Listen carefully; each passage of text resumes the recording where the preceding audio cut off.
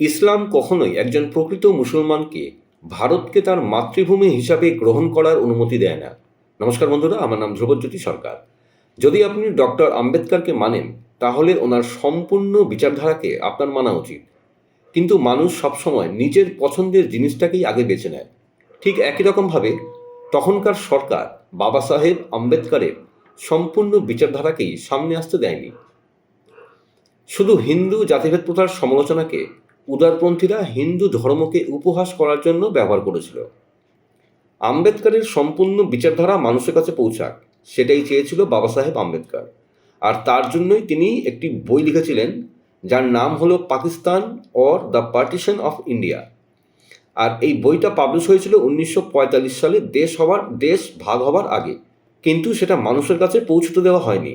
শুধু দলিত রাজনীতি করার জন্য যতটুকু প্রয়োজন ততটুকুই সামনে আনা হয়েছে, শুধু ভোট ব্যাংকের জন্য।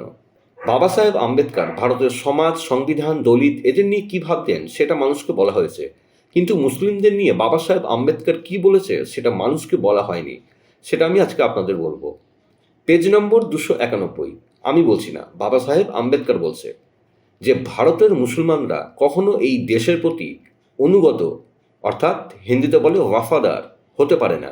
ওরা নিজেদের প্রথমে মুসলমান, পরে ভারতীয়, এটা ওরা মানে। আম্বেদকর বলেছে ভারতের অগ্রগতিতে মুসলিমদের যোগদান অনেক কম। মুসলিমরা মুসলিম দেশগুলিকে সবসময় ভারতে ওপরে রাখার চেষ্টা করে। যেরকম আপনারা জানেন যে এই ভারতবর্ষে পাকিস্তান, বাংলাদেশ, ফিলিস্তিন, সৌদি আরবের মতো দেশগুলির কত সমর্থক ভারতে উপস্থিত।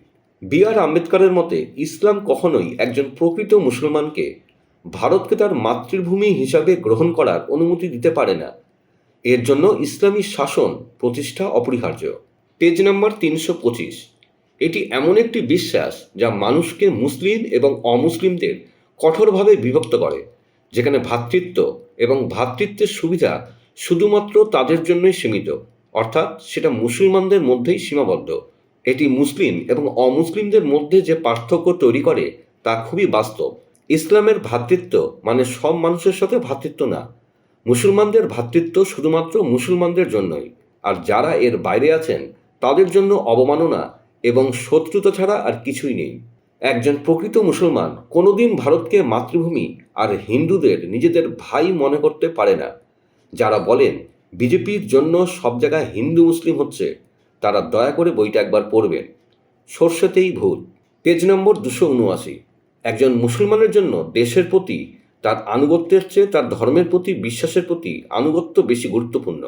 এই নীতিগুলির মধ্যে একটি যেটির প্রতি মনোযোগ দেওয়া প্রয়োজন তা হলো ইসলামের নীতি, যা বলে যে দেশে মুসলিম শাসন নেই সেখানেই মুসলিম আইন এবং দেশের আইনের মধ্যে বিরোধ দেখা দেয়।